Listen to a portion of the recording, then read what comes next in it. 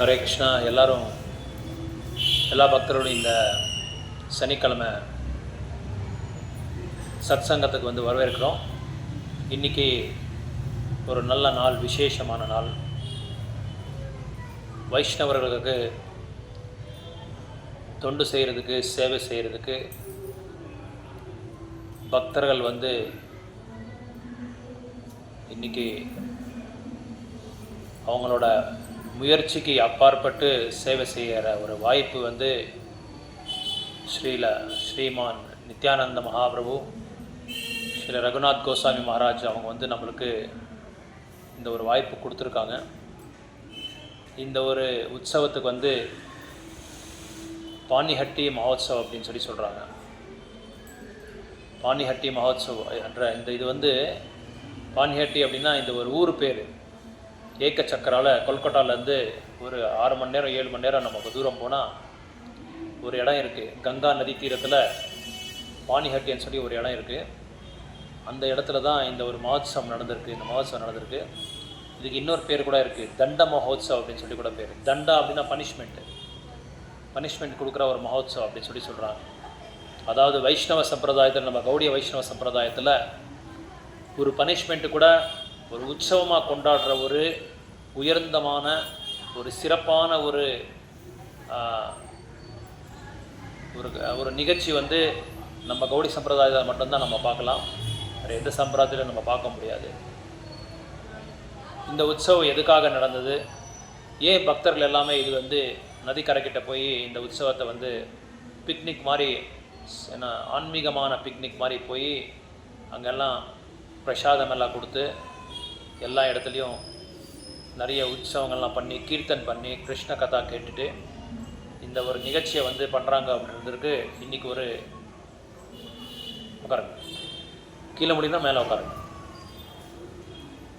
So இந்த ஒரு பானிஹட்டி மகோத்சவ் வந்து எதுக்காக நம்ம வந்து கொண்டாடணும், இது கொண்டாடுறதுனால நம்மளுக்கு வர ஒரு ஆன்மீகமான பலன் என்ன, இதனால் நம்ம கற்றுக்க வேண்டிய ஒரு பாடங்கள் என்னன்றது தான். எல்லாருக்குமே இந்த கதையை பற்றி எல்லாருக்குமே தெரியும். நிறைய வருடங்கள் நீங்கள் கேட்டுகிட்டே இருப்பீங்க, பார்த்துட்டே இருப்பீங்க, போயிருக்கீங்க, அனுபவப்பட்டிருக்கீங்க. ஆனால் உண்மையாக இந்த ஒரு நிகழ்ச்சினால் நம்ம கற்றுக்க வேண்டியது, நம்ம நடைமுறையில் கொண்டு வர வேண்டிய ஒரு செயல் என்றது நம்ம வந்து இன்றைக்கி பார்க்க போகிறோம். வெஸ்ட் பெங்காலில் கொல்கட்டாவில் நவதீப் என்ற ஒரு இடம் இருக்குது. 9 தீவுகள் இருக்குது. அந்த இடத்துல சைத்தன்ய மகாபிரபு வந்து யோகா பீட் என்ற ஒரு இடத்துல பகவான் வந்து ஆவிர்வாவமானார்.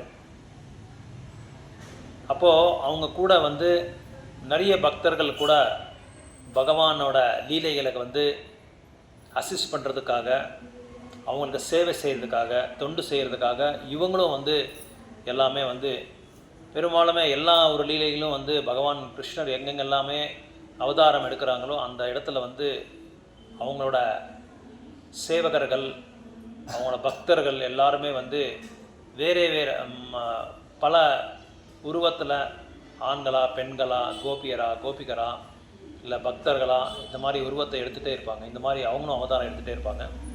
ஏன்னா பகவானுக்கு அந்த இது செய்கிறதுக்காக, சேவை செய்கிறதுக்காக. அப்படி நம்ம 540 வருடங்கள் முன்னாடி கிருஷ்ணர் வந்து சைத்தன்ய மகாபிரபுவை வந்து அவதாரம் எடுத்திருக்காரு. இது நம்ம தென் இந்தியாவில் வந்து நிறைய பேருக்கு இந்த அவதாரத்தை பற்றி தெரியாது. இருந்தாலும் இதை வந்து நம்ம இந்த ஒரு மகிமையை, பகவானை பற்றி, இந்த அவதாரத்தை பற்றி நம்ம நம்ம வந்து ஸ்ப்ரெட் பண்ண வேண்டிய அவசியம் நம்மளுக்கு இருக்குது ஆஸ் எ கௌடியா வைஷ்ணவாஸ். ஸோ இப்படி இந்த பானிஹட்டி என்ற இடம் வந்து கொல்கட்டாவிலேருந்து ஒரு 6 மணி நேரம் 7 மணி நேரம் ஏக்க சக்கரா இடத்துல வந்து கிட்ட அந்த இது இடத்துல வரும். இது இங்கே ராகவ் பண்டித் அப்படின்னு சொல்லி ஒருத்தர் அந்த கங்கா நதி ஓரமாகவே அவர் வந்து வாசம் பண்ணிட்டு இருந்தார். ரகுநாத கோஸ்வாமி, நம்மளுக்கு எல்லாருக்குமே தெரியுமோ 6 கோஸ்வாமிகள் இருக்காங்க. ரூப கோஸ்வாமி, சனாதன கோஸ்வாமி, ரகுநாத தாச கோஸ்வாமி, ரகுநாத பட்ட கோஸ்வாமி, ஜீவ கோஸ்வாமி, கோபால பட்ட கோஸ்வாமி. இவங்களுக்கு கோஸ்வாமி அப்படின்னு சொல்லி பேர் வந்திருக்கிறது எதுக்கு அப்படின்னா, நம்மளோட வாழ்க்கையில் நம்ம என்ன செய்கிறோம், புலங்கள் சொல்ல மாதிரி நம்ம வந்து அதுக்கு கட்டுப்படுறோம். ஆனால் இவங்களோட வாழ்க்கையில் எப்படின்னா அவங்க சொல்கிற மாதிரி புலங்கள் கேட்கும். அந்த புலங்களை வந்து அந்த அளவுக்கு கட்டுப்பாட்டில் வச்சு நித்தியமும் பகவானோட நாமத்தை ஸ்மரணம் பண்ணி எந்நேரமும் பகவானோட பக்தர்களுக்கு சேவை செஞ்சு பகவானோட லீலைகள் இருக்கிற இடத்துல எல்லாமே அவங்க அந்த கோயில் நிர்வாகம் பண்ணி கோயிலை வந்து ஸ்தாபனை பண்ணி பாகவதம் பகவத்கீதான்ற அந்த மாதிரி ஒரு உயர்ந்தமான காவியங்கள் எல்லாமே பிரச்சாரம் பண்ணிட்டு இருந்தார் இந்த கோஸ்வாமிஸ். ஏன்னா பகவான் சைத்தன்ய மகாபிரபு அவருக்கு வந்து அந்த ஒரு ஆக்ஞையை கொடுத்தாரு, எல்லா இடத்துலையும் நீங்கள் போய் கிருஷ்ணனோட லீலைகள் எங்கெல்லாம் நடந்திருக்கோ அந்த இடத்துலலாம் நீங்கள் ஸ்தாபனை பண்ணணும், கோயிலை ஸ்தாபனை பண்ணணும், அந்த லீலைகளை வந்து எல்லாருக்குமே ஞாபகப்படுத்தணும். இதான் நம்ம முக்கியமான உங்களோட முக்கியமான ஒரு நோக்கம் அப்படின்னு சொல்லி அவங்களுக்கு வந்து தெரியப்படுத்துறதுனால அவங்க என்ன பண்ணாங்க, பிருந்தாவனத்தில் இந்த மாதிரி ஒரு செயலை எடுத்துகிட்டு அது பணியாட்டினாங்க. அதுக்கு கோஸ்வாமி அஷ்டகம் அப்படின்னு சொல்லி ஒரு அஷ்டகமே இருக்குது. எப்படி சிக்ஷாஷ்டகம் அந்த மாதிரி இது தாமோதர அஷ்டகம் அந்த மாதிரி இவங்களுக்கு கோஸ்வாமிக்கு ஒரு அஷ்டகம் இருக்குது. 8 ஸ்லோகம் இருக்குது. நம்ம வந்து பக்தி ரசாமிருத சிந்து புஸ்தகத்தில் நம்ம அதை பார்க்கலாம். அடிக்கடி பிரபுபாதர் கூட அந்த அஷ்டகத்தை வந்து பாடிட்டே இருப்பார். ஸோ இந்த மாதிரி இந்த கோஸ்வாமிஸில் ரூப கோஸ்வாமி சனாதன கோஸ்வாமி வந்து நம்ம கர்நாடகா சைடு இவங்க 2 பேருமே. அவங்களோட அண்ணா பையன் தான் ஜீவ கோஸ்வாமி. இப்போது ரகுநாத கோஸ்வாமி அவங்க வந்து அந்த பானிஹட்டி பக்கத்துலேயே அவங்க அப்பா வந்து கோவர்தன முசும்தார், அவங்க சித்தப்பா வந்து ஹிரண்ய முசும்தார்னு சொல்லி 2 பேர் அண்ணன் தம்பிங்க. உயர்ந்தமான உச்சக்கட்டத்தோட செல்வம் அவங்கக்கிட்ட இருந்தது. பகவான் அவங்களுக்கு அந்த இது கொடுத்துருந்தாங்க. இந்திரன்கிட்ட எவ்வளோ செல்வம் இருக்கோ அந்த செல்வம் அவங்ககிட்ட பார்க்கலாம். நம்ம வந்து இப்போது நோட்டாக எண்ணிட்டு இருந்தோம், அது நோட்டாக கூட மாறிட்டு இப்போ என்னாச்சு, இஎம்ஐயாக மாறிடுச்சு. ஐ மீன் இது ஆன்லைனாக மாறிடுச்சு. ஆனால் அவங்க காயின்ஸாக வந்து விவகாரம் பண்ணுவாங்க. அந்த அளவுக்கு உயர்ந்தமான பெரிய ஜமீன்தாருங்க 2 பேரும். அந்த பெரிய அவரான கோவர்தன் முசும்தாரோட பையன்தான் ஸ்ரீல ரகுநாத் தாச கோஸ்வாமி. இந்த ரகுநாத் தாஸ் கோஸ்வாமி வந்து இந்த கோவர்தன் முசும்தார் அப்புறம் வந்து ஹிரண்ய முசும்தார் 2 பேர் அவங்களோட அரண்மனையில் எப்பொழுதுமே வைஷ்ணவர்கள் வந்துட்டே இருப்பாங்க. இதே மாதிரி தான் நம்ம வேணுகோபால் சாமி கோயில் எப்படி நம்ம சாயங்காலம் வந்து சேர்றோமோ அந்த மாதிரி எந்நேரமும் வைஷ்ணவர்கள் வந்துட்டே இருப்பாங்க அவங்களோட அரண்மனைக்கு வந்து ஏதோ ஒன்று லீலைகளை பற்றி பகவானை பற்றி சொல்லிகிட்டே இருப்பார். ஆனால் இவங்க மட்டும் கடைப்பிடிக்கிறதில்ல 2 பேருமே. ஆனால் அதை பற்றி கேட்டுகிட்டே இருப்பாங்க, நிறைய கேட்பாங்க, நிறைய அவங்களுக்கு வந்து பிரசாதத்தை கொடுப்பாங்க, எல்லா சேவையும் செய்வாங்க.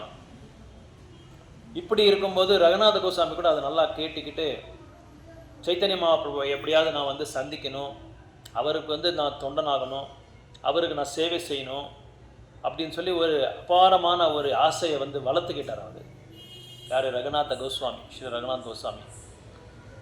ஸோ கொஞ்சம் வயசு ஆக ஆக ஆக என்னாச்சு அப்படின்னா ரகுநாத கோஸ்வாமிக்கு அந்த ஆன்மீக பைத்தியம் ஜாஸ்தி ஆகிடுச்சு, இன்ஃபெக்ஷன் ஜாஸ்தி ஆகிடுச்சு. நம்மளுக்கு எப்படி வெளியே வந்தால் டஸ்ட் அலர்ஜி அந்த மாதிரி இன்ஃபெக்ஷன் ஆகி கோல்டு காஃப் வருதோ அந்த மாதிரி இவங்களுக்கு என்னாச்சு, கிருஷ்ணரோட மகாபிரபுவோட இன்ஃபெக்ஷன் ஜாஸ்தி ஆகிடுச்சு. அவருக்கு இன்ஃபெக்ஷன் ஜாஸ்தி ஆக ஆக என்னாச்சு அப்படின்னா அவங்க மேலே அந்த மதுரமான பிரேமையை வளர்த்துறதுனால மகாபிரபுவை போய் பார்க்கணும் சொல்லி எங்கெல்லாம் மகாபிரபு வராரோ அன்றைக்கெல்லாம் இவங்க என்ன பண்ணுவார், வீட்டை விட்டு ஓடிடுவார். இவங்களுக்கு வந்து 15 பேர் செக்யூரிட்டி. இவங்க வந்து வீட்டு வந்து ஓடக்கூடாது. ரகுநாத் கோஸ்வாமி இவங்க ஓடுறது, அவங்கள போய் பிடிச்சிட்டு வெளியே அவங்க வந்து மறுபடியும் வீட்டுக்கு கொண்டு வந்து கொடுக்குறது, வீட்டுக்கு வந்து ஒப்படைக்கிறது. இப்படி பல தடவை ஸ்ரீல ரகுநாத் கோஸ்வாமி வந்து தப்பிச்சு போகிறது, மறுபடியும் அவங்க செக்யூரிட்டி அவங்கள பார்த்துட்டு மறுபடியும் கொண்டு வந்து வீட்டில் அவங்க அப்பாவுக்கு ஹேண்ட் ஓவர் பண்ணுறது. இது ஒரு பெரிய இஷ்யூ ஆயிடுச்சு வீட்டில். அவங்க வீட்டில் என்னடா இவர் வந்து ரகுநாத் கோஸ்வாமி இப்படியெல்லாம் பண்ணுறாரு, அவங்களுக்கு என்ன குறை இருக்குது, நம்ம வீட்டில் ஆகாய அளவுக்கு நம்மக்கிட்ட செல்வம் இருக்குது, எண்ண முடியாத அளவுக்கு தங்க காசுகள் இருக்குது நம்மக்கிட்ட, இப்படியெல்லாம் சௌகரியம் இருக்குது, இப்படியெல்லாம் இருந்துட்டு இவங்கெல்லாம் இவர் ஓடுறாரு, இவர் எப்படி தான் நம்ம வந்து கட்டுப்பாட்டில் கொண்டு வர்றது, எப்படி கண்ட்ரோல் பண்ணுறது? நம்ம பௌத்திக வாழ்க்கையில் நம்ம கூட பார்க்கலாம். நம்ம பசங்க எதுக்காக ஓடுறாங்க அப்படின்னா வேறு எதுக்கோ ஓடுறாங்க. லௌகிகமான விஷயங்களுக்கு, பௌதிகமான விஷயங்களுக்கு வந்து புலனின்பத்துக்காக வீட்டை விட்டு நிறைய பேர் ஓடுறதில்ல, நம்மளாம் பார்த்துருக்கான். ஆனால் இங்கே ரகுநாத கோஸ்வாமி ஓடுற விஷயமே வேறு. பகவானை எப்படியாவது மகாபிரபு வந்து சந்திக்கலாம், அவர்கிட்ட நம்மளோட பக்தியை வந்து செலுத்தலாம் அப்படின்ற அந்த ஒரு எண்ணத்தில், அந்த ஒரு கொள்கையில் வந்து இவர் அடிக்கடி வீட்டை விட்டு ஓடிட்டே இருந்தார். சரி, இப்படி ஒரு நாள் அப்பா அம்மா 2 பேரும் பேசிக்கிட்டாரு. யார்? கோவர்தன் மஜும்தாரும் அவங்க மனைவிக்கு பேசிக்கிட்டாங்க. எப்படியாவது இவனை வந்து நம்ம கட்டுப்பாட்டில் கொண்டு வரணும், அதுக்கு நம்ம 2 பேர்லாம் முடியாது, ஒரு அழகான பெண்ணை பார்த்து இவனுக்கு கல்யாணம் செஞ்சிடலாம் அப்படின்னு சொல்லி ஒரு திட்டம் போட்டாங்க 2 பேரும். ரகுநாத கோஸ்வாமி சொன்னார், எனக்கு அதில் எல்லாமே ஆர்வம் இல்லை, என்னை தயவு செய்து ஃபோர்ஸ் பண்ணாதீங்கன்னு சொல்லி எவ்வளோ சொன்னால் கூட இவங்க கேட்கல. கடைசியில் என்ன பண்ணாங்க, ரொம்ப அழகான ஒரு பெண், அதாவது ஊர்வசி மேனகா எப்படி எவ்வளோ அழகாக இருப்பாங்களோ அந்த அளவுக்கு அழகு அந்த பெண். அந்த பெண்ணை அழைச்சிட்டு வந்து அவங்ககிட்ட சம்மந்தம் பேசி இவருக்கு கல்யாணமே பண்ணிட்டார். கல்யாணம் பண்ணால் ஏதாவது ஒரு வேளை சேஞ்ச் பண்ணுறானோ, இவன் சேஞ்ச் ஆகிறானோ, இவன் இதில் மாற்றம் வருமோ, ஒரு வேளை வீட்டில் ஒரு ஒழுங்காக ஒரு கிரகஸ்தரா, ஒரு இல்லறவாசியாக குடும்பத்தை நடத்துகிறானோன்ற ஒரு திட்டத்தில் இந்த மாதிரி பண்ணதுனால அவர் இன்னும் என்னாச்சு, இன்னும் அவருக்கு பைத்தியம் ஜாஸ்தி ஆயிடுச்சு கிருஷ்ணா மேலே, மகாபிரபு மேலே. மனைவிக்கிட்டேயும் பேசுகிறதில்ல சரியா, மனைவி சொல்கிறதும் கேட்குறதில்ல. ஸோ ஒரு அந்த அழகுக்கு ஏதாவது இவன் மயங்கிடுறானா, இவர் மயங்கிடுறாரான்றது இவங்க யோசனை பண்ணார். ஆனால் கூட எந்த அழகுக்கு அவரை ஒன்றுமே பண்ண முடியல. அந்த அளவுக்கு உள்ள உடம்புல எல்லாமே, உடம்புல, மனசில், இதயத்தில், உணர்வில் எல்லாத்துலேயும் மகாபிரபு வந்து நிறைஞ்சிருக்கார் அவருக்கு. ஸோ இப்படி இருக்கும்போது மனைவி இவர்கிட்ட சொல்கிறாரு, அப்பா ரகுநாத கோஸ்வாமியோட அப்பா கிட்ட, இவனை எப்படி என்னதான் பண்ணுறது, இவனை யமபாசம் மாதிரி ஏதாவது கயிறை கொண்டு வந்து கட்டி போட்டுடலாமான்னு சொல்லி மனைவி வந்து அப்பா புருஷனுக்கு சொன்னால், நம்ம செல்வம், நம்ம தங்க காசு, நம்மளோட பேர் புகழ், அழகான மனைவி, ஊர்வசி மாதிரி மனைவி இருக்குது, இந்திரனுக்கு சமானமான செல்வம் இருக்குது நம்மக்கிட்ட, இந்த பாசமே அவனை வந்து பந்திக்க முடியல, அவனை கட்டு போட்ட முடியல, இந்த கயிறை போய் என்ன பண்ண முடியும் அப்படின்னு சொல்லி அவர் புருஷன் அவர்கிட்ட சொல்கிறார், மனைவி கிட்ட சொல்கிறார். ஸோ இப்படியெல்லாம் என்னென்னமோ முயற்சி பண்ணுறாங்க, முடியல. ஸோ கடைசியில் சாந்திபூர்ன்ற ஒரு இடம் இருக்குது மாயாப்பூரில். சாந்திபூரில் வந்து அத்வைதாச்சாரியா அவர் அங்கே தான் தங்குவார். அங்கே தான் அவரோட ரெசிடென்ஸ், அவரோட வீடு அங்கே தான் இருந்தது.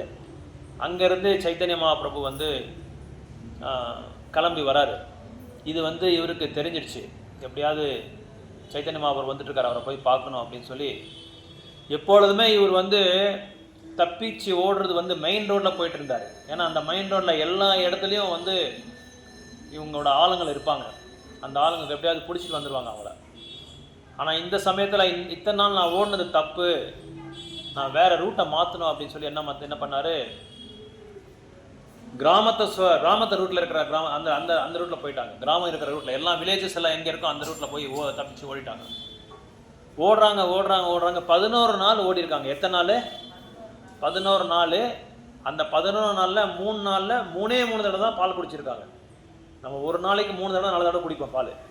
ஆனால் அவர் என்ன பண்ணார், 11 நாளைக்கு 3 தடவை மட்டும்தான் பால் குடிச்சிருக்காரு. மகாபிரபு மேலே அவ்வளோ பாசம், மகாபிரபு மேலே அவ்வளோ அன்பு. அந்த அன்பு பாசத்துக்கு அடிமையாகி அவர் என்ன பண்ணுறாருன்றது அவருக்கே தெரியல. அந்த மாதிரி ஓடி இருக்கார், கிராமத்துலேருந்து ஓடுறார்.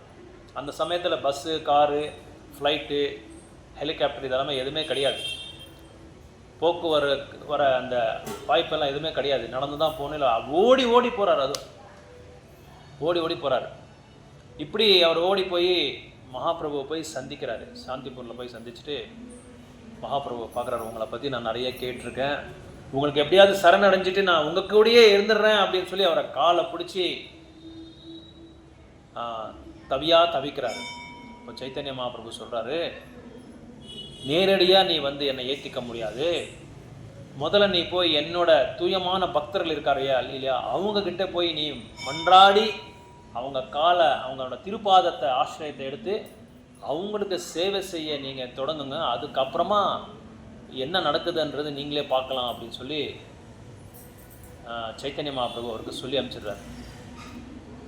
ஸோ அப்போது ரகுநாத கோசாமிக்கு வீட்டில் நீங்கள் அப்பா அம்மாவையும் சேவிச்சிடுங்க.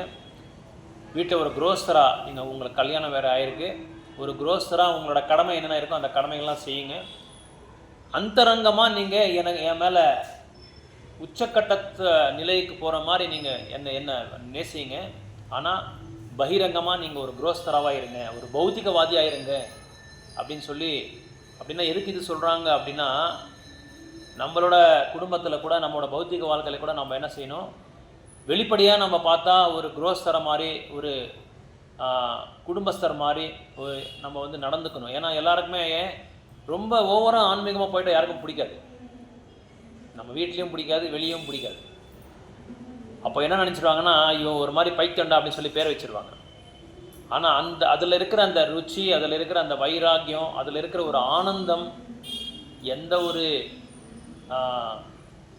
செயலையும் நம்மளுக்கு வந்து கிடைக்காது. அது அனுபவிச்சாதான் அது வந்து அந்த இன்பத்தை நம்ம வந்து ரசிக்கலாம். அதனால் இவர் என்ன பண்ணார் அப்படின்னா, சைத்தன்ய மகாபிரபு சொன்ன மாதிரி வீட்டுக்கு கிளம்பி வந்துட்டாங்க, ரிட்டர்ன் வந்துட்டாங்க.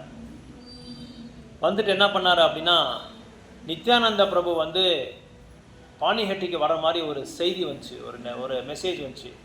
அந்த மெசேஜ் வந்த உடனே இவருக்கு உடனே அவரோட மகாபிரபு சொன்ன அந்த ஒரு செயலை வந்து இப்போ வந்து அந்த ஆசை வந்து நான் நிறைவேற்க போகிறேன் அப்படின்னு சொல்லி நேராக நித்யானந்த பிரபுவை பார்க்குறதுக்கு தூரமாக அங்கே இருக்கார் நித்யானந்த பிரபு. ஒரு banyan tree, what you say for banyan tree இன் தமிழ்? ஆலமரம். ஆலமரத்து, பெரிய ஆலமரத்து கீழே ஒரு பெரிய பிளாட்ஃபார்ம், அதில் நித்யானந்த பிரபு வந்து இப்படி கால் மேலே இப்படி கால் போட்டு இப்படி உட்காந்துருக்காரு. நித்யானந்த பிரபு வேறு யாரும் இல்லை, பலராமரோட அவதாரம். கால் மேலே கால் போட்டு உட்காந்துட்டு பக்கத்தில் எல்லாம் அவங்களோட பக்தர்கள்லாம் உட்காந்துருக்காங்க, எல்லாம் பேசிகிட்டு இருக்காங்க. பேசிகிட்டு இருக்கும்போது தூரமாக இருக்கிற ரகுநாத கோஸ்வாமியை பார்க்குறாரு. பார்த்துட்டு கிட்டே இருக்கிறவங்கலாம் சொல்கிறாங்க நித்யானந்த மகாபிரபு கிட்ட, நித்யானந்த மகாபிரபு வந்துருக்கார், ரகுநாத கோஸ்வாமி பாருங்கள் அங்கே தூரமாக நிற்கிறார் பாருங்கள். அங்கேருந்து அவர் தண்டவாத் பிரணாம்ஸ் பண்ணுறாங்க, நமஸ்காரம் பண்ணுறாங்க. அதை பார்த்துட்டு இவர் நித்யானந்த மகாபிரபு கூப்பிட்றாரு, ஏய் ரகுநாத கோஸ்வாமி வாங்க அப்படின்னு சொல்லி கூப்பிடுறாரு. ரகுநாத கோஸ்வாமி ஓடி வரார். அவர் ஓடி வந்தோடனே, நீ பெரிய திருடன் அப்படின்னு சொல்லி சொல்கிறாரு. நான் என்ன தப்பு பண்ணேன் மகாபிரபு அப்படின்னு? அங்கேருந்தே நீ தூரமாக இருந்தே எனக்கு வந்து நமஸ்காரம் பண்ணுறியா நீ அப்படின்னு சொல்லி, உனக்கு என்ன பண்ணுறேன் பாரு சொல்லி நித்யானந்த பிரபு என்ன பண்ணார், நீ திருடன் அப்படின்னு சொல்லி சொன்னார். அந்த திருடன் சொன்னதுக்கு யாருக்காவது அர்த்தம் தெரியுமா? அவர் அங்கேருந்து கூப்பிட்டு நீ திருடன் அப்படின்னு சொன்னார். அந்த திருடன்றதுக்கு வந்து ஒரு அந்தரங்கமான ஒரு அர்த்தம் இருக்குது. பகவான மனசு திருடிட்டேன். ஓகே, வெரி குட், நைஸ், நல்லா ட்ரை பண்ணீங்க. ஓகே, வேற ஏதோ ஒன்று திருடி இருக்கார் அவர், இவருக்கு தெரியாமையே. பக்தி வந்துருச்சு. Okay, very good, nice. Nithyananda Prabhu சொல்கிறாரு, நீ என்ன திருடி இருக்க தெரியுமா? எனக்கு தெரியாமையே, எனக்கு அறியாமையே நீ நேராக சைத்தன்ய மகாபிரபு கிட்ட போயிருக்கிற, இதுதான் நீ திருடி இருக்கிறது அப்படின்றாரு. ஏன்னா இங்கே என்ன ஒரு பாடத்தை நம்ம கற்றுக்கணும் அப்படின்னா, நேரடியாக நம்ம பக்தி தொண்டு பண்ணும்போது நேரடியாக பகவான்கிட்ட போயிடலாம், பகவானுக்கு நம்மளுக்கு வந்து அருள் கிடைக்காது. அதனால நம்ம என்ன செய்யணும், முதல்ல வந்து நித்யானந்த பிரபுவை வந்து நம்ம வந்து சேவிச்சுட்டு அவருக்கு கைங்கரியம் பண்ணிக்கிட்டு அதுக்கப்புறமா தான் நம்ம வந்து சைத்தன்ய மகாபிரபுக்கிட்ட அருளை வந்து நம்ம அடையலாமே தவிர நேரடியாக நம்ம வந்து ராதாகிருஷ்ணாவோ கிருஷ்ணர்கிட்ட நம்ம போக முடியும். அதனால் அதுக்கு வந்து சில படிகளெல்லாம் இருக்குது, அந்த படியை ஏறி தான் நம்ம போகணுமே தவிர நேரடியாக நம்ம வந்து லிஃப்ட்டில் போன மாதிரி போக முடியாது. அப்போ நித்யானந்த பிரபு என்ன பண்ணார் அப்படின்னா, அவரை கூப்பிட்டு நீ பண்ணது தப்பு, அதனால உனக்கு ஒரு பெரிய தண்டத்தை கொடுக்குறேன் அப்படின்றாரு. தண்ட மகோத்சவ், அதனால தான் இது பேர் தண்ட மகோத்சவ். உனக்கு ஒரு பெரிய பனிஷ்மெண்ட் கொடுக்க போகிறேன் இப்போ இன்னைக்கு அப்படின்னு சொல்லி நித்யானந்த மகாசய சொல்கிறாரு. சொல்லுங்கள், என்ன பண்ண சொல்லுங்கள் அப்படின்னு சொல்லி கேட்குறாரு. நம்மளானா என்ன பண்ணியிருப்பான் அந்த இதில், பிரபு வேண்டாம் பிரபு, மகாபிரபு ப்ளீஸ் வேண்டாம் மகாபிரபு, இனிமேல் பண்ண மாட்டேன், நம்ம போலீஸ்காரங்கிட்ட நான் மன்றாடுறோம் பாரு, அந்த மாதிரி மன்றாடிட்டு இருப்போம். ஆனால் இவர் சொல்லுங்கள், நான் என்ன பண்ண சொல்லுங்கள், நீங்கள் எந்த பனிஷ்மெண்ட் கொடுத்தாலும் நான் ரெடியாக இருக்கிறேன் ஏற்றுக்கிறதுக்கு அப்படின்னு சொல்லி நித்யானந்த பிரபுகிட்ட கேட்குறாரு. அப்போ நித்யானந்த பிரபு சொல்கிறாரு, பாருங்க இத்தனை வைஷ்ணவர்கள் இங்கே உட்காந்துருக்காங்க, இந்த வைஷ்ணவர்கள்லாம் நீ என்ன பண்ணுற, சிதாதகி என்ற ஒரு இதை வந்து நீ அப்படி ஒரு உணவை வந்து நீ எல்லாருக்குமே பரிமாறுற. சிதான்னா பெங்காலியில் வந்து அவுல், தஹி அப்படின்னா தயிர். ஸோ இதை வந்து இதை வந்து நீங்கள் எல்லாருக்குமே இங்கே இருக்கிற எல்லா வைஷ்ணவருக்கும் நீங்கள் கொடுக்கணும், பரிமாறணும் அப்படின்னு சொல்கிறாங்க. அப்படி சொல்லும்போது ஓகே நான் ரெடியாக இருக்கிறேன், நான் பண்ணுறதுக்கு ஓகே, நான் சித்தமாக இருக்கிறேன் அப்படின்னு சொல்கிறாங்க. அப்போ அங்கே இருக்கிறவங்களுக்கு எல்லாமே இவர் என்ன பண்ணுறாரு, இவர் தான் பெரிய ஜமீன்தாரி ஆயிடுச்சு. அப்போ என்ன பண்ணாரு, அப்பாவோட பணத்தையும் அப்பாவோட செல்வத்தையும் ஒரு நல்ல அதை வந்து பயன்படுத்துக்கிறதுக்காக ஒரு நல்ல வாய்ப்பு. எவ்ரி சாட்டர்டே இங்கே ஈவினிங் இருக்கும், எவ்ரி சாட்டர்டே பகவத்கீதா கிளாஸ் இருக்கும். இன்றைக்கி ரொம்ப விசேஷமான நாளில் நீங்கள் வந்திருக்கீங்க. இன்றைக்கி பகவான் வந்து இல்லை வேணுகோபால சாமியோட அருள், பக்தரோட அருள். கரெக்ட். ஏதோ நீங்கள் பின்பிறவையில் சேவை செஞ்சுருக்கீங்க பகவானுக்கு, பக்தர்களுக்கு. அதனால் கரெக்டாக இன்றைக்கி இது பாணிஹட்டி அன்றைக்கு ஒரு பெரிய மகோத்சவம், இன்றைக்கி ஒரு பெரிய உற்சவம், பண்டிகை. அதை பற்றி தான் இன்றைக்கி நான் சொல்லிட்டு இருக்கேன். அந்த நாள் கரெக்டாக நீங்கள் வந்திருக்கீங்க. அப்போ நித்யானந்த பிரபுக்கும் உங்களுக்கு ஏதோ ஒரு கனெக்ஷன் இருக்குது, மகாபிரபுக்கு நித்யானந்த பிரபுக்கு. அந்த நித்யானந்த பிரபுக்கு சேவை செஞ்சுருக்கேன் அவங்க பக்தருக்கு, அதனால தான் நீங்கள் வந்திருக்கீங்க. ஏன்னா சர்வசாதாரணம் இங்கே உட்கார முடியாது. ரொம்ப நன்றி. ஹரே கிருஷ்ணன். நல்லா போயிட்டோம். ஓகே, மதுரைங்களா? ஓகே, மதுரையில் நம்ம கோயில் இருக்குது பாருங்கள், போயிருக்கீங்களாங்க? Very good. 2 கோயில் இருக்காங்க, உங்களுக்கு எதுக்கிட்டே அங்கே போய்ட்டோம். இந்த பலராம் இது தங்கமய ஜுவல்லரிஸ். Right, okay. தெரியுமா? சரி, நல்லது, ரொம்ப நல்லது. சரி, ரைட். ஸோ இப்படி நித்யானந்த பிரசாதம் கொடுத்தீங்களா? ஓகே. அவர் சாருக்கு அவங்க ஹஸ்பண்ட் கொடுத்தீங்களா? ஓகே. அப்போது நித்யானந்த பிரபு சரி, ரைட், தேங்க்யூ. நித்யானந்த பிரபு என்ன பண்ணார், இது அந்த பனிஷ்மெண்ட்டை கொடுத்துட்டாரு. இவர் என்ன பண்ணுறாரு, அங்கே இருக்கிற எல்லா வியாபாரிங்கள்கிட்டையும் அவள் வாங்கிட்டு வந்துட்டார், எல்லா வியாபாரிங்ககிட்டையும் தயிர் வாங்கிட்டு வந்துட்டார், எல்லா வியாபாரிங்கள்கிட்டையும் பால் வாங்கிட்டு வந்துட்டார். எல்லாமே வாங்கிட்டு வந்து எல்லாமே என்ன பண்ணாங்க, ஒரு லைனில் அவள் வந்து தயிரில் போட்ட ஒரு பானை, இன்னொரு லைனில் வந்து அவள் வந்து பாலில் போட்ட ஒரு பானை, 2 ஊற வைக்கிற மாதிரி 2 பானை. ஸோ எல்லாமே உட்காந்துட்டாங்க, எல்லாருக்கும் பரிமாறுற இது வந்துடுச்சு. அப்போ என்ன பண்ணாங்க, ஆளாளுக்கு 2 பானை. நித்யானந்த பிரபு மட்டும் பெரிய பானை, இவ்வளோ பெரிய பானை. ஏன்னா நித்யானந்த பிரபு வந்து தெரியும் இல்லையா, நல்லா எது கொடுத்தாலும் நல்லா சாப்பிடுவார் அவர். ஸோ அதுக்கு இந்த உள்ள பெரிய பானை நித்யானந்த பிரபு கொடுத்துட்டு மற்ற எல்லாருக்குமே அவர் சொன்னார், எல்லாருக்குமே இவங்களுக்கு மேலே தானே கொடு. அங்கே கூட சீனியாரிட்டி பார்க்குறாங்க, நித்யானந்த பிரபு சீனியாரிட்டி பற்றி சொல்கிறாங்க. அந்த பக்தர்கள் எல்லாமே உட்காந்துருக்கிற சீனியர் டிவோட்டிஸ் எல்லாருக்குமே ஃபஸ்ட்டு ஒரு சின்ன ஒரு பானை, இவங்களுக்கு ஒரு பானை, அவங்களுக்கு ஒரு பானை, அந்த மாதிரி எல்லா பானையும் கொடுக்குறாங்க. கொடுத்து எல்லாருக்குமே ஃபுல் ஆகிடுச்சு. அதுக்கப்புறம் அதுக்கு கீழே ஒரு பிளாட்ஃபார்ம் இருக்குது, அங்கே வேறு உட்காந்துருக்காங்க. இங்கே ஃபுல்லாகி இங்கே கொடுத்துட்டாங்க. கீழே ஒரு பிளாட்ஃபார்மில் அவங்க பக்தர்கள்லாம் உட்காந்துருக்காங்க. அவங்களுக்கு நெக்ஸ்ட் ஜூனியர் டிவோட்டிஸ், அவங்களுக்கெல்லாம் ஒரு 2 பானை, ஒரு ஆளுக்கு 2 பானை. அதெல்லாம் கொடுத்துட்டு அவங்களுக்கு கொடுத்த பிறகு அங்கே இடமே இல்லை. அதுக்கப்புறம் என்ன பண்ணாங்க, மரத்துக்கு கீழே இன்னொரு மரம் இருக்குது ஆப்போசிட்டில், அங்கே மரத்துக்கு கீழே இருக்கிற அவங்களுக்கெல்லாம் போய் கொடுத்தாங்க. அதுவும் ஃபுல்லாகிடுச்சு. எல்லாம் தெரிஞ்சிருச்சு எல்லாருக்குமே, நித்யானந்த பிரபு இவர் ரகுநாத கோஸ்வாமி வந்து எல்லாருக்குமே இது கொடுத்துட்ருக்காரு, ஃபீஸ்ட் கொடுத்துட்ருக்காரு அப்படின்னு சொல்லி எல்லாம் ஊரில் இருக்கிறவங்கலாம் ஓடி வந்துட்டாங்க. இருக்கிறவங்கலாம் ஓடி வந்துட்டாங்க. இங்கே அவள் விற்றாங்க பாருங்கள் வியாபாரிங்க, அவங்களும் வந்துட்டாங்க. அவங்க விற்று காசு வாங்கிட்டு பிரசாதம் சாப்பிட்றதுக்கு வந்துட்டாங்க. அவங்க ஓடி வந்துட்டாங்க. அதுக்கப்புறம் எல்லாம் ஃபுல்லு, எல்லா இடத்துலையும் இடமே இல்லை, உட்காரத்துக்கு இடம் இல்லை, நிற்கிறதுக்கு இடம் இல்லை. அப்புறம் நதியில் போய் நின்றுட்டாங்க எல்லாமே, கங்கை நதியில் போய் நின்றுட்டு அங்கே நின்று சாப்பிட்றாங்க, அங்கே நின்றுட்டு சாப்பிட்றாங்க. அப்படின்னா என்ன அர்த்தம் அப்படின்னா, இந்த ஒரு உற்சவம் வந்து கிருஷ்ண பலராம கூட வீட்டில் உட்காந்து எப்பவுமே சாப்பிட மாட்டாங்களாம். அப்போ ராகவ் பண்டித்ன்ற மாதிரி நித்யானந்த பிரபுவோட உயர்ந்தமான ஒரு பக்தர் ராகவ் பண்டித், அவர் ஓடி வந்தார். நித்யானந்த பிரபு, நித்யானந்த மகாபிரபு, நான் உங்களுக்காக நிறைய விருந்தெல்லாம் செஞ்சு வச்சுருக்கேன் வீட்டில், நீங்கள் என்னன்னா இங்கே உட்காந்து சாப்பிட்டுருக்கீங்களே, உங்களுக்காக தான் நான் செஞ்சேன். கிடையாது, நாங்கள் இப்படி தான் சாப்பிடுவோம், இந்த மாதிரி தான் வெளியே நாங்கள் சாப்பிடுவோம், வெளியே உட்காந்து பிக்னிக் மாதிரி வந்து நதிக்கரை ஓரமாக தான் நாங்கள் உட்காந்து சாப்பிடுவோம். அப்போ நான் பண்ண உணவெல்லாம் யார் சாப்பிட்றாங்க, பிரசாதம் அப்படின்னு சொல்கிறாங்க. ஒன்றும் பயப்படாத, நைட்டு வந்து நான் சாப்பிட்றேன் அப்படின்றாரு நித்யானந்த. நைட் அங்கே வீட்டுக்கு வரேன், அங்கே வந்து நான் சாப்பிட்றேன் அப்படின்னு சொல்கிறாரு. அப்போ ராகவ் பண்டித் வீடு பக்கத்துலேயே இருக்குது. ஸோ இவங்க எல்லாமே இவங்க கொடுத்து அப்புறம் இந்த ஊருக்காரங்க பாணியாட்டி ஊருக்காரங்க என்ன பண்ணாங்க, அடுத்த வில்லேஜில் போய் சொல்லிட்டாங்க ஆளுங்க எல்லாமே. இப்போ நம்ம வேணுகோபால் சாமியை கிட்ட பிரசாதம் கொடுக்குறோன்னா என்ன பண்ணுவாங்க, ஒருத்தர் போய் இன்னொருத்தர் சொல்கிறாங்க, அப்படி நிறைய கூட்டமாக வந்துடும் இல்லையா. அந்த மாதிரி இவங்க எல்லாருக்குமே சொல்லிட்டாங்க. எல்லா ஊர்லேருந்து வந்துட்டாங்க. எல்லா ஊர்லேருந்து வந்து சாப்பிட்றாங்க. எல்லாரும் பானையாக வச்சு சாப்பிட்றாங்க. நித்யானந்த பிரபு பார்க்குறாரு. அப்படியே உள்ள ஆழமாக தியானம் பண்ணி மகாபிரபு வரலையே அப்படின்னு சொல்லி மகாபிரபு வரவிருக்காரு. மகாபிரபு வரைச்சிட்டு மகாபிரபுக்கு ஒரு 2 பானை பெரிய பானை கொடுத்து அவரும் சாப்பிட்டே இருக்காரு.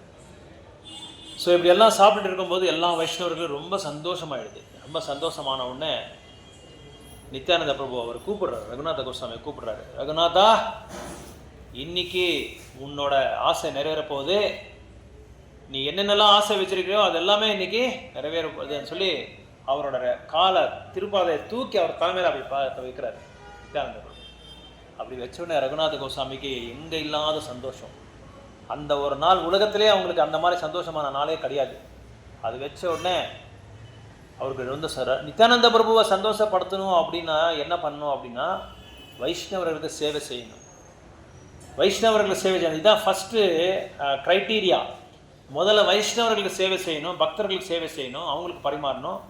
அதுக்கப்புறம் அவருக்கு வைஷ்ணவர்களுக்கு சேவை செஞ்சு என்ன ஆகும்? நித்யானந்த பிரபு அவர் சந்தோஷமாயிடுவார். நித்யானந்த பிரபு சந்தோஷமானா சைத்தன்ய மகாபிரபு சந்தோஷமாயிடுவார். சைத்தன்ய மகாபிரபு சந்தோஷமாயினா ராதாராணி சந்தோஷமாயிடுவார். ராதாராணி சந்தோஷமான கிருஷ்ணர் சந்தோஷமாயிடுவார். இதுதான் ஆக்சுவலாக அந்த ஹைரார்கி. ஸோ இப்படி ரகுநாத கோஸ்வாமி என்ன பண்ணார் அப்படின்னா இவங்க எல்லாமே வைஷ்ணவர்கள் எல்லாமே, அதனால தான் வைஷ்ணவ சேவான்னு சொல்லி நாங்கள் அடிக்கடி சொல்லுவோம் இல்லையா. வைஷ்ணவருக்கு சேவை பண்ணுறதுனால இந்த அளவுக்கு நம்மளுக்கு ஆன்மீகமான லாபம் இருக்குது. ஒருவேளை நம்ம வந்து ரொம்ப மடையனாக இருக்கலாம், முட்டாளாக இருக்கலாம், என்னதான் இருந்தாலும் யாராவது ஒருத்தர் வைஷ்ணவருக்கு சேவை செஞ்சுட்டா அவர் உயர்ந்தமான நிலைக்கு போயிடுவார். பக்தியில் உயர்ந்தமான நிலைக்கு போயிடுவார். இதுதான் முக்கியமான ஒரு நம்ம பாடம் கற்றுக்க வேண்டியது இந்த ஒரு இந்த ஒரு லீலையில். இந்த லீலையில் முக்கியமாக இதை நம்ம கற்றுக்கணும். அதனால நித்யானந்த பிரபுவை வந்து நம்ம சந்தோஷப்படுத்தணும் அப்படின்னா நித்யானந்த பிரபுக்கு என்ன பிடிக்கும்? பக்தர்களுக்கு சேவை செய்யணும். பக்தர்களுக்கு சேவை செய்கிறது ரொம்ப ரொம்ப பிடிக்கும் நித்யானந்த பிரபுக்கு. ஸோ அதனால பக்தர்களுக்கு சேவை செஞ்சது பார்த்த உடனே அவங்களுக்கு ரொம்ப ரொம்ப சந்தோஷம். நித்யானந்த பிரபுக்கு எங்கே இல்லாத பிரம்மானந்தம் ஆகிடும் அவங்களுக்கு. அதனால தான் என்ன சொல்கிறாங்கன்னா ஆச்சாரியாஸு, அப்போது நம்ம வைஷ்ணவருக்கு சேவை செய்யணும் அப்படின்னா என்ன பண்ணணும் அப்படின்னா அபராதம் செய்யவே கூடாது. அதுக்கு ஒரு உதாரணம் கொடுக்குறாங்க. தென்னிந்தியாவில் வந்து ரங்கநாதர் எப்போ பார்த்தாலும் என்ன பண்ணுறாரு? சயனம் பண்ணிகிட்டே இருக்கார். அப்படியே ஈஸ்ட் இந்தியாவில் பார்த்தா ஜெகநாதர் அவர் என்ன பண்ணுறாரு? தூங்கவே மாட்டார். அவர் ஏன் தூங்க மாட்டார்? அவர் சாப்பிட்டுருப்பாரு. கரெக்டு, அது கரெக்டு. எப்பவும் சாப்பிட்டுட்டே இருப்பார், ஆனால் தூங்க மாட்டார். ஏன் தூங்க மாட்டார்? அது ஓகே, கரெக்டு, நீங்கள் சொல்கிறது கரெக்டு தான். ஆனால் தூங்கவே மாட்டார். ஒரு காரணம் இருக்குது. ஜெகநாதர் தூங்கவே மாட்டார். எத்தனை பேர் ஜெகநாதர் பார்த்துருக்கீங்க? பிக்சரில் பார்த்துருக்கீங்க இல்லையா நீங்கள்? ஜெகநாதர் புரி ஜெகநாத் ரத யாத்திரை நடக்குது பாருங்க. இப்போ ஜூலையில் வரப்போகுது. 17th 16th ரத யாத்திரா. 29th வந்து ஸ்நான யாத்திரை நடக்குது. அதுக்கப்புறம் ரத யாத்திரை நடக்குது. ஏன் ஜெகநாதர் தூங்க மாட்டார் அப்படின்னா அவருக்கு ஐலிட்டே இல்லை, இமையே கிடையாது, கண் இமை கிடையாது, ஓப்பன் தான். இவ்வளோ பெருசாக அவர் கண் பார்த்துருக்கலாம், இவ்வளோ பெருசாக இருக்கும் கண். ஏன்னா அவரோட பார்வை வந்து பக்தர்கள் மேலே எப்பவும் பட்டுகிட்டே இருக்கும். அதனால் அவர் தூங்கவே மாட்டார். ஸோ அதனால் ஒரு பக்தர் போய் ரங்கநாதர்கிட்ட போய் கம்ப்ளைண்ட் பண்ணாராம். இந்த ஒரு பக்தர் எப்பொழுதுமே சண்டை போட்டுகிட்டே இருக்காரு, எப்பொழுதுமே ஏதாவது ஒன்று ப்ராப்ளம் பண்ணிகிட்டே இருக்காரு அப்படின்னு சொல்லி சொன்னால் ரங்கநாதர் காதிலே போட்டிக்க மாட்டாராம். ஏன் சொல்லுங்கள் பார்க்கலாம்? ஷயனம் பண்ணிகிட்ருக்காரு அப்படின்னா என்ன அர்த்தம் அப்படின்னா எப்போ பக்தர்கள் மேலே குறை சொல்கிறதோ, பக்தர்கள் மேலே ஃபால்ட் ஃபைண்டிங் பண்ணுறதோ, இல்லை விமர்சனம் செய்கிறதோ அது பிடிக்காது. அதனால தான் ரங்கநாதர் தூங்கிட்டே இருப்பார். என்ன அவர் தெரியும், இப்படி சொல்கிறதெல்லாம் கேட்டிருப்பாராம், தூங்கிட்டே இருப்பார். அதே ஜெகநாதர்கிட்ட ஒருத்தர் போனாராம். அவர் போய் இருக்கிற எல்லா பக்தரையும் புகழ்ந்து பாடிட்டாராம், குணகானம் பண்ணிகிட்டே இருந்தாராம். அவரோட பார்வை இன்னும் பெருசாகி அவர் மேலே ஆசீர்வாதம் பண்ணிகிட்டே இருக்காராம். அதனால் பக்தர்களை யார் குணகானம் பண்ணி அவருக்கு வந்து சேவை செய்கிறாங்களோ ஜெகநாதருக்கு ரொம்ப பிடிக்குமா. அதனால் கண் பெருசாக ஓப்பன் பண்ணி அவங்க பார்வை அவங்க மேலே பட்டுகிட்டே இருக்குமா. ஜெகநாதரோட பார்வை நல்லா பட்டுகிட்டே இருக்குமா. ஸோ அதனால் இங்கே நம்ம கற்றுக்க வேண்டியது என்னென்னா எந்த பக்தரையும் வந்து குறை சொல்லாமல் என்ன பண்ணுறாங்களோ அவங்க நம்ம சொசைட்டிக்கு என்ன கான்ட்ரிபியூஷன் பண்ணுறாங்களோ அந்த கான்ட்ரிபியூஷனை ரியலாக நம்ம வந்து அப்ரிசியேட் பண்ணுவோம். ஏன்னா எத்தனையோ நபர்கள் நம்ம பார்க்கலாம் வெளியே எதுவுமே செய்யாமல், பகவானுக்கோ பக்தர்களுக்கோ எதுவுமே செய்யாமல் அவங்களோட சமயத்தை பயங்கரமாக வேஸ்ட் பண்ணிகிட்டு இருக்காங்க. அவங்களுக்கு நம்ம வந்து ஒப்பிடிச்சு பார்த்தா இந்த மாதிரி பக்தர்கள் எவ்வளோ பெரிய பொக்கிஷம் நம்மளுக்கு எல்லாமே. ஏதோ வந்து சேவை செய்கிறாங்க பாருங்கள். புவனேஷ் வராரு, ஸ்டூல் கொண்டு வராரு, சேர் கொண்டு வராரு, பிரசாதம் டிஸ்ட்ரிபியூட் பண்ணுறாரு. பவன்னா என் பேரும் ஜகன் ககன் ககன் ககன் ககன் ஆகாஷம். ஸோ அவர் ககன் ககன் அப்படின்னா ஆகாஷம் மாதிரி அந்த அளவுக்கு பயங்கரமாக ஸ்டெப்ஸ் போடுறாரு. வேணுகோபால் முன்னாடி சூப்பராக டான்ஸ் பண்ணுறாரு. ஒரு தடவை தான் சொல்லி கொடுத்தேன், டக்கு டக்கு டக்குன்னு கரெக்டாக போடுறாரு. ஸோ அந்த மாதிரி வெளியே நம்ம ஒப்பிட்டு பார்த்தா நம்ம இங்கே இயக்கத்துக்கு வர ஒரு பக்தர்களும் வந்து ஏதோ ஒரு விதத்தில் ஏனக்கேன பிரகாரேனா ஏதோ ஒரு விதத்தில் வந்து நம்மளுக்கு சேவை செஞ்சுட்டே இருக்காங்க. நம்மளுக்கு சேவை செய்கிறதுனால என்ன ஆகுது, பகவானுக்கு போய் அந்த சேவை வந்து ரீச் ஆகுது. அதனால் இந்த தண்ட மகோத்சவம், இந்த பாணிஹட்டி மகோத்சவில் வந்து நித்யானந்த பிரபு நம்மளுக்கு சொல்லி, ரகுநாத கோஸ்வாமி 2 பேரும் சொல்லி கொடுக்குற அந்த பாடம் எதுன்னா, என்றைக்குமே நேரடியாக பக்தி தொண்டு நீங்கள் பண்ணாதீங்க. எப்பவும் ஆன்மீக குரு வைஷ்ணவர்கள் இவங்களை வந்து நீங்கள் சந்திருப்தி படுத்தி, சந்தோஷப்படுத்தி, பிரசன்னப்படுத்தி, அதுக்கப்புறமா நீங்கள் நித்யானந்த பிரபு அருளை நீங்கள் அடையலாம். அதுக்கப்புறம் வந்து நம்ம சைத்தன்ய மகாபிரபுவோட இதை வந்து அடையலாம் அப்படின்னு சொன்னாங்க. இப்போ நம்ம இருக்கிற யுகம் வந்து ரொம்ப விசேஷமான ஒரு யுகம். நம்ம எல்லாமே கொடுத்து வச்சுருக்கோம். பாக்யசாலிங்க, மகா அதிருஷ்டசாலிங்க. நம்ம பிரம்மாவோட 12 நாளில் இந்த ஒரு யுகத்தில் தான், இந்த ஒரு கலியுகத்தில் தான் சைத்தன்ய மகாபிரபு அப்பியர் ஆகிருக்கார். வேறு எந்த யுகத்திலும் இல்லை. வேறு எந்த யுகத்தில் வராருன்றதே தெரியாது. இந்த ஒரு பர்டிகுலர் இந்த யுகத்தில் தான். அதனால தான் நம்ம ஸ்ரீல பிரபுபாதர் சீடர்கள் சொல்கிறாங்க, எப்படியாவது இந்த கிருஷ்ண உணர்வை வந்து நீங்கள் மேம்படுத்துங்கன்னு அடிக்கடி ஏன் சொல்கிறாங்கன்னா, வேறு எந்த யுகத்திலும் சைத்தன்ய மகாபிரபு வந்ததே கிடையாது. இந்த பர்டிகுலர் யுகா, அதாவது பிரம்மாவோட 1000 சத்துர்யுகா வந்து பெருக்கல் பண்ணால் என்ன ஒரு இது வருதோ, என்ன ஒரு டேட்டா வருதோ, அந்த இதில் வந்து இந்த பர்டிகுலர் கலியுகம், எத்தனோ ஆயிரக்கணக்கான கலியுகம் வருது பிரம்மாவோட 12 மணி நேரத்தில், ஆயிரக்கணக்கான யுகங்கள். அந்த ஆயிரக்கணக்கான கலியுகங்களில் இந்த பர்டிகுலர் கலியுகம், இந்த பர்டிகுலர் நம்ம மனித பிறவி எடுத்திருக்கோம் பாருங்க. நம்ம மனித பிறவி எடுத்து பகவான் சைத்தன்ய மகாபிரபு அப்பியரான அந்த பர்டிகுலர் யுகத்தில் நம்ம வந்து பிறப்பு எடுத்திருக்கோம். எவ்வளோ பெரிய பாக்கியம் இது பாருங்கள், எவ்வளோ பெரிய பாக்கியம். அதனால தான் புரந்தரதாசர் சொல்கிறார் கன்னடாவில், மதுவே ಅಂದರೆ ನಿಮಗೆಲ್ಲ ಗೊತ್ತಾ ಅಂತ கேட்குறாங்க. மதுவே மா அண்ணா மரணம் அப்படின்னு அர்த்தம், து அண்ணா துக்கம் அண்ணா அர்த்தம், மதுவே அண்ணா வேதனை என்ன அர்த்தம். அப்படின்னு நம்ம எல்லாருக்குமே கல்யாணம் ஆகிருக்கு. இருந்தாலும் கல்யாணம் பண்ணிக்கிட்டு நம்ம எல்லாருமே சந்தோஷமாக இருக்கிறோமா, சுகமாக இருக்க போகிறோமா? என்னைக்காவது ஒரு நாள் மரணத்தை நம்ம பார்க்குறோம் இல்லையா? வேதனை நம்ம அனுபவிக்க போகிறோம் இல்லையா? துன்பத்தை நம்ம அனுபவிக்க போகிறோமா இல்லையா? அதனால இப்படி நம்ம வந்து ஒரு இல்லறவாசியாக இருந்து திருமணம் பண்ணால் கூட இந்த ஒரு பாக்கியத்தை நம்மளுக்கு பகவான் கொடுத்துருக்கார் பாருங்க. யாருக்கு இல்லை, யாருக்கு இருக்குது இந்த மாதிரி பாக்கியம்? அந்த மாதிரி ஒரு விசேஷமான ஒரு யுகத்தில் நம்ம வந்து பிறப்பு எடுத்துக்கோன்றது வந்து ஒரு பெரிய பொக்கிஷம். நம்மளுக்கு யாருக்கும் இல்லாத ஒரு பொக்கிஷம் நம்மளுக்கு வந்திருக்கு. இதுக்கு மேலே என்ன இதுக்கு அதனால தான் மனித வாழ்க்கை துர்லபம்னு சொல்கிறாங்க, அடிக்கடி சொல்கிறாங்க. இந்த ஒரு வாழ்க்கையை வந்து நாளைக்கு வந்து நாளைக்கே ஆகிட்டு போகுது. இப்போ வந்ததான் நம்ம சேவை வந்ததான் டக்குன்னு நம்ம வந்து கிராப் பண்ணிக்கணும். அந்த சேவையை நம்ம வந்து தொடர்ந்து பண்ணிக்கிட்டே இருக்கணும். ஏன்னா எல்லா நாளும் சேவை இருக்காது.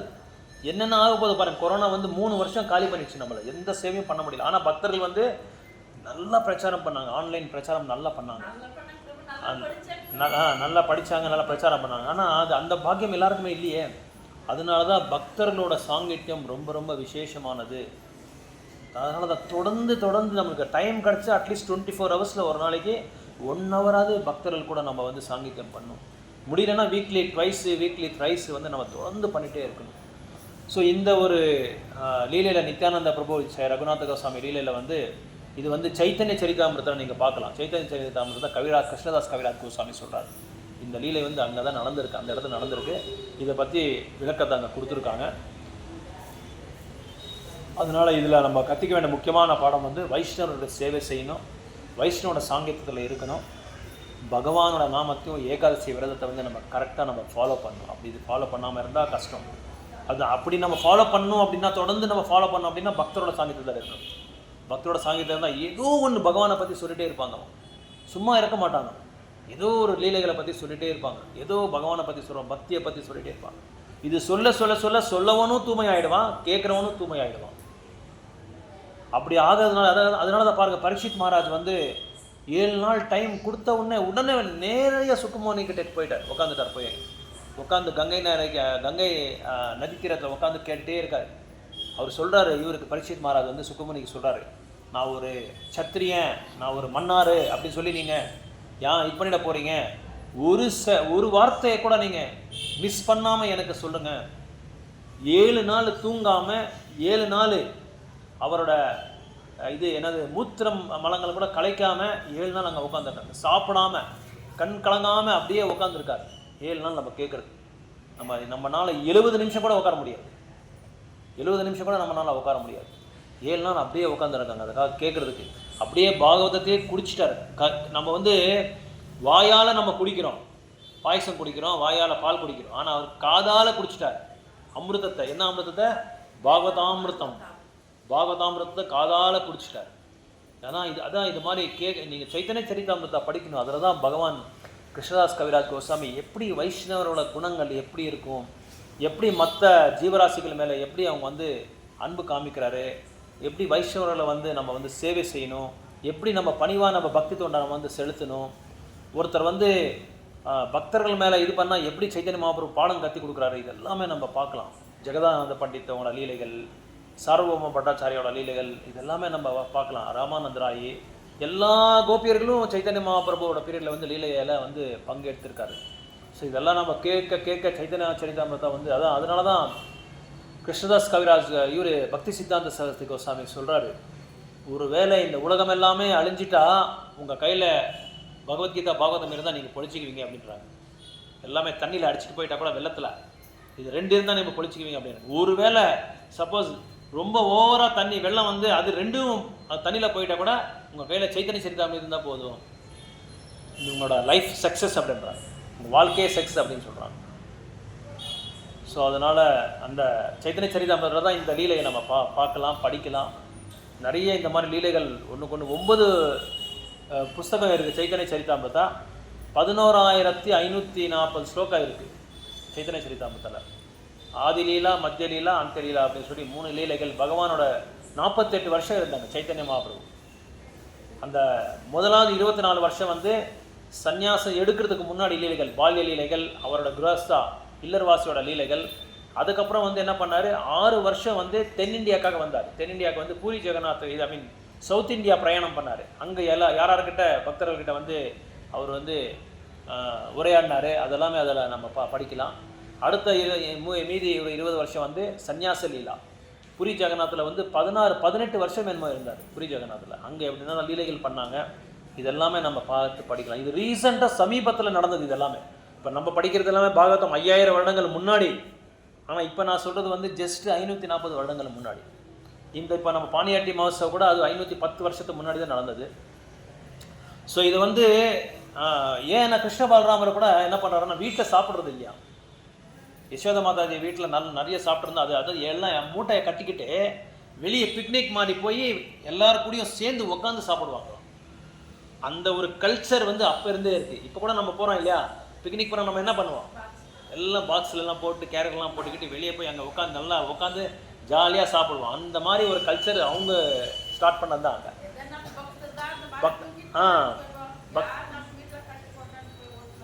ஸோ அந்த மாதிரி பக்தர்கள் கூட உட்காந்து வெளியே போய் நதிக்கரமாக எல்லாம் பேசிக்கிட்டு அந்த மாதிரி சாப்பிட்டு கிருஷ்ணர் மற்றவங்களோட பிரசாதத்தை கை போட்டு எடுத்து சாப்பிடுவாங்களாம். அவங்களோட எச்சையை எடுத்து சாப்பிடுவாங்க, கிருஷ்ணரை எடுத்து சாப்பிடுவாங்க. அதே மாதிரி மற்றவங்களோட மடியில் அப்படியே சாப்பிட்டு நல்லா சாப்பிட்டு அப்படியே படுத்துருவாராம் கிருஷ்ணர். பக்தரோட மடி மேலே அப்படியே படுத்துருவாராம். இந்த லீலைகள்லாம் நம்ம பார்க்கலாம். சைத்தன்ய மகாபிரபு கூட அதே மாதிரி 540 வருடங்கள் முன்னாடி அப்படி செஞ்சுருக்காங்க. ஸோ அதனால் இந்த ஒரு லீலை வந்து ரொம்ப இந்த லீலைனால நம்ம கற்றுக்க வேண்டிய பாடம் எப்படின்னா, முக்கியமாக பகவான நித்யானந்த பிரபுவை வந்து நம்ம சந்தோஷப்படுத்தணும். நித்யானந்த பிரபு சந்தோஷப்படுத்துறதுக்கு முன்னாடி வைஷ்ணவரோட சந்தோஷப்படுத்தணும். வைஷ்ணவரோட சந்தோஷப்படுத்தா நித்யானந்த பிரபு சந்தோஷமாயிடுவார். இன்னொன்று வந்து நேரடியாக நம்ம கிருஷ்ணர்கிட்ட போக முடியாதுன்றது இங்கே சொல்லிக் கொடுக்குறாரு. எந்த ஒரு பக்தர் கூட நேரடியாக கிருஷ்ணர்கிட்ட போய் நான் உங்களை பக்தர் அப்படின்னு சொல்லவும் முடியாது, போகவும் முடியாது. அதாவது அதுக்கு ஒரு இது இருக்குது, ஏன்னா ஒரு வழிமுறை இருக்குது. அந்த வழிமுறையில் தான் நம்ம போகணும். அதனால தான் வைஷ்ணவர்களே சிக்ஷா குரு, தீக்ஷா குரு, அதுக்கப்புறம் ஆன்மீக குரு, இவங்க மூலமாக தான் நம்ம போய் அவங்களுக்கு வந்து இது பண்ணணும். ஸோ அதனால் இதெல்லாமே கனெக்ட் ஆகிருக்கும். அதனால தான் நான் குருக்கு கனெக்ட் ஆகணும் அப்படின்னு சொல்கிறது எதுக்கு அப்படின்னா, இதெல்லாம் கனெக்ஷன். இது ஒன்றுக்கு அப்படியே கனெக்ஷனாக இருக்கும். ஸோ நீங்கள் வைஷ்ணவர்கள்னா அங்கே சிக்ஷா குரு இருப்பாங்க, அங்கே தீக்ஷா குரு இருப்பாங்க. இந்த தீக்ஷா குரு வந்து அந்த லைனில் கனெக்ட் ஆகிருப்பாங்க, அந்த செயினில் வந்து கனெக்ட் ஆகிருப்பாங்க, அந்த குரு சிஷ்ய பரம்பரையில் கனெக்ட் ஆகிருப்பாங்க. அந்த கனெக்ஷனால் அது அப்படியே கிருஷ்ணருக்கும் போகுது. கருணை வந்து அனுகிரகம் வந்து அப்படியே கீழே இருந்து மேலே போனால் அப்படியே மேலேருந்து அப்படியே கீழே வரும்.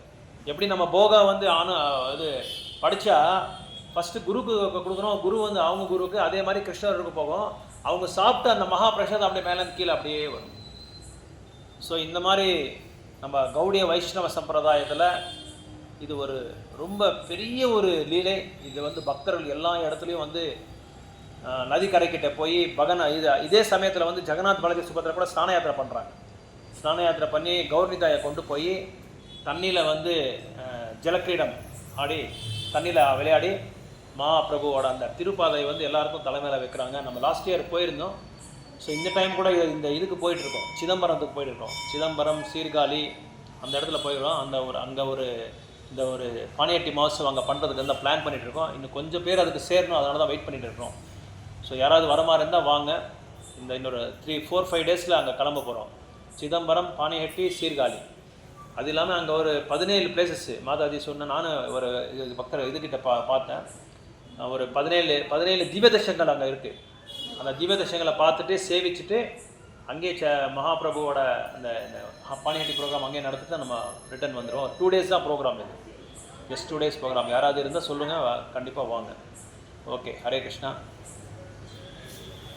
வாஞ்சா கல்பதருபியஸ்ய கிருபா சிந்துபேய பதினாம் பாவனேபியோ வைஷ்ணவேபியோ நமோ. ஸோ இந்த ஒரு சிறப்பான நாள் நம்ம வந்து ஒரு ரவுண்ட் பகவான் சைத்தன்ய மகாபிரபுவோட, நித்யானந்த பிரபுவோட கருணை நம்மளுக்கு வரணும்னு சொல்லி நம்ம பிரார்த்தனை பண்ணி ஒரு ரவுண்ட் சாண்டிங் பண்ணலாம்.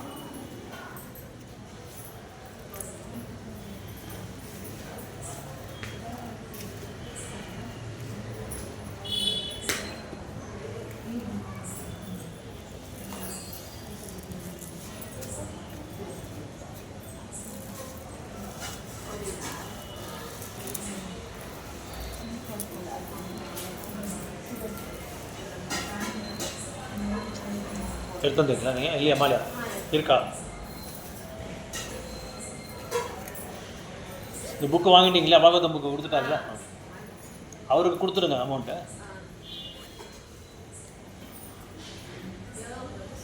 600. சாட்சி மாலா அதான் உங்களுக்கு கொடுத்துருக்கானா? 30 ரூபா.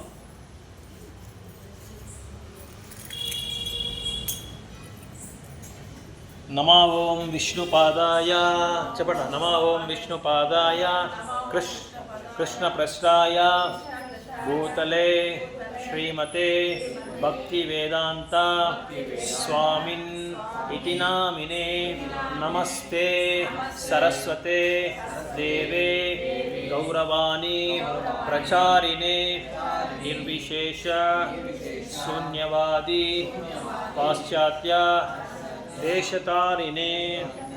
இதுதான் குரு பிரணாம் மந்த்ரா பிரபுபாத்து. நெக்ஸ்ட் வந்து இந்த தெரியாமவர்களுக்கு சொல்லிக் கொடுக்குறோம் இன்னொரு வாட்டி. இந்த மணி பேர் விஷ்ணு மணி. இந்த விரலில் பிடிக்கணும். தம் ஃபிங்கர், மிடில் ஃபிங்கர் இதில் பிடிச்சிட்டு இந்த விரலை வெளியே விட்டு பஞ்சதத்துவ மந்திரம் ஜெய் ஸ்ரீ கிருஷ்ணா சைதன்யா பிரபு நித்யானந்தா ஸ்ரீ அத்வைதா